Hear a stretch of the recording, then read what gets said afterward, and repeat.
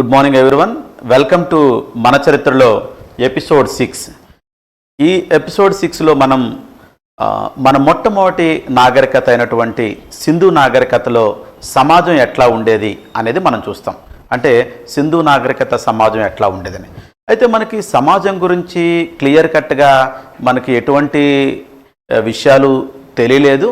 ఎందుకు అంటే మనకి ఆ రోజుల్లో ఉన్న రిటర్న్ రికార్డ్స్ ఏవైతే ఉన్నాయో రాతపూర్వక ఆధారాలు దాన్ని ఇప్పటికీ మనం కనిపెట్టలేకపోయాం.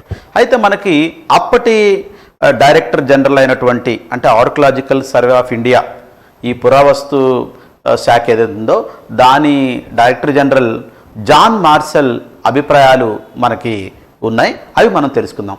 జాన్ మార్షల్ ప్రకారం ఆ రోజుల్లో సమాజం ఎట్లా ఉంది అంటే మ్యాట్రియార్కికల్ సొసైటీ, మాతృస్వామ్య వ్యవస్థ అని చెప్పడం జరిగింది. సో ఎందుకు ఇతను మాతృస్వామ్య వ్యవస్థ అని చెప్పాడు అంటే దానికి రీజన్స్ ఏంటి అంటే మనకి ఈ సింధు నాగరికతలో ఉండే చాలా ప్రాంతాలలో మనకి స్త్రీమూర్తుల విగ్రహాలు దొరికాయి. అదొక పాయింట్. అంతేకాకుండా ఆ రోజుల్లో ప్రజల తాలూకా ముఖ్యమైన దేవుడు లేదా దేవత అంటే మెయిన్ గాడెస్ ఎవరు అంటే అమ్మ తల్లి ఆరాధన చేసేవారు. అమ్మతల్లి అంటే స్త్రీ దేవతని పూజించేవారు. ఆమె మొట్టమొదటి దేవతగా ఆ రోజుల్లో ఉండేది. అయితే దీన్ని బట్టి సో ఇతను ఏం చెప్పారంటే జాన్ మార్షల్ మ్యాట్రియార్కికల్ సొసైటీ మాతృస్వామ్య వ్యవస్థ అయి ఉండొచ్చు అని చెప్పడం జరిగింది. అయితే అతను ఒక పాయింట్ చెప్పాడు ఏంటంటే so religion is the reflection of the society.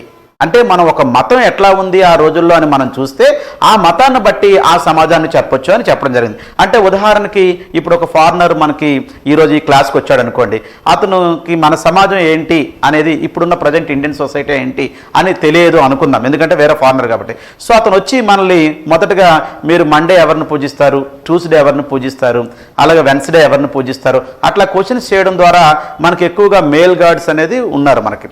So దీన్ని బట్టి మనది పితృస్వామ్య వ్యవస్థ అని చెప్తారు అన్నట్టు మనకి జాన్ మార్షల్ చెప్పడం జరిగిందమ్మా. అంటే religion is the reflection of the society. అంటే మనం ఏ రిలీజన్ని ఎవరిని పూజిస్తున్నాం అనే దాన్ని బట్టి మన సమాజం ఏంటి అని చెప్పొచ్చని జాన్ మార్షల్ చెప్పాడు. ఆ రోజుల్లో అమ్మ తల్లి ఆరాధన కాబట్టి స్త్రీమూర్తిగా సో మ్యాట్రియార్కికల్ సొసైటీ అని చెప్పడం జరిగింది.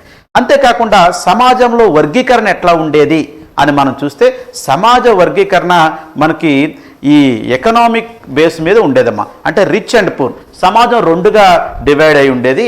అంటే rich people and poor people అని చెప్పి. సో ఆ రోజుల్లో ఇంకా మనకి సమాజంలో ఈ కుల వర్గీకరణ అనేది రాలేదు, క్యాస్ట్ బేస్డ్ అనేది.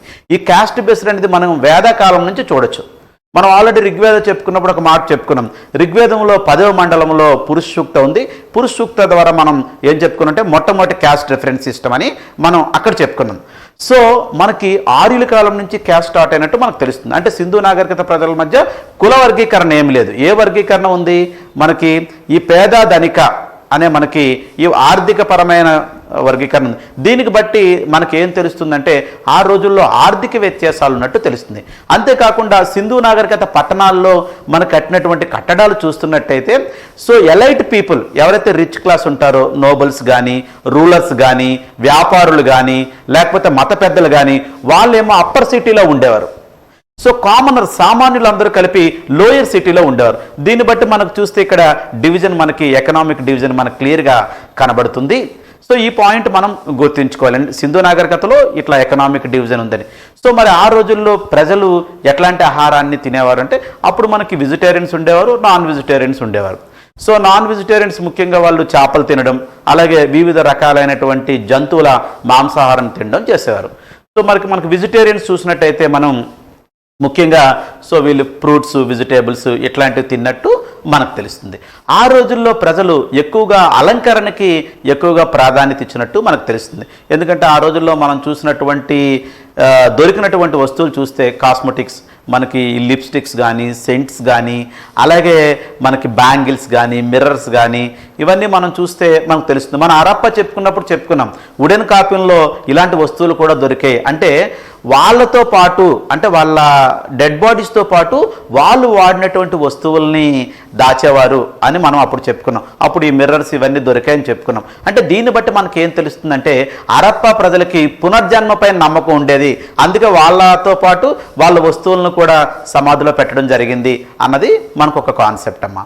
సో అంతేకాకుండా ఈ హరప్పా ప్రజలు మనకి మెసపోటోమియా ప్రజలతో సత్సంబంధాలు కొనసాగించినట్లు కూడా మనకు తెలుస్తుంది. అక్కడి నుంచి కొన్ని అలంకరణ వస్తువులు దిగుమతి చేసుకున్నట్లు కూడా మనకి తెలుస్తుంది. అయితే మళ్ళీ వీళ్ళు వస్త్రాధారణ మనం చూస్తున్నట్టయితే వీళ్ళు ముఖ్యంగా కాటన్ అలాగే ఊల్ వస్త్రాలని ఎక్కువగా వాడినట్లు మనకు తెలుస్తుంది.